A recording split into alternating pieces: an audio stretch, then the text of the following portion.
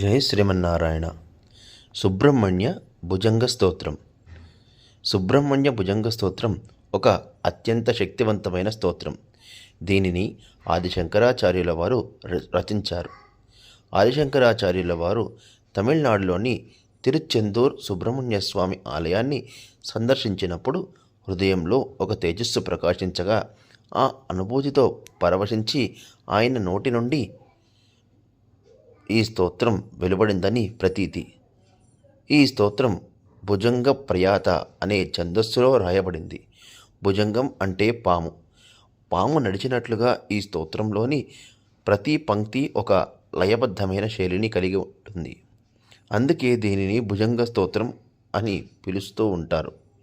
సుబ్రహ్మణ్య స్వామి 6 ముఖాలు, 12 చేతులు, ఆయన వాహనమైన నెమలి గురించి, చేతిలో ఉండే శక్తి ఆయుధం గురించి ఈ స్తోత్రంలో వర్ణించడం జరిగింది.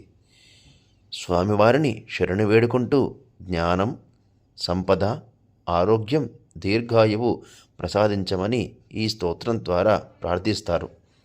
ఈ స్తోత్రాన్ని చదివిన భక్తులకు అకాల మరణం, అపమృత్యు దోషాలు తొలగిపోయి వారికి ఆయురారోగ్యాలు, జ్ఞానం లభిస్తాయని ఈ స్తోత్ర ఫలస్థితిలో ఉన్నది.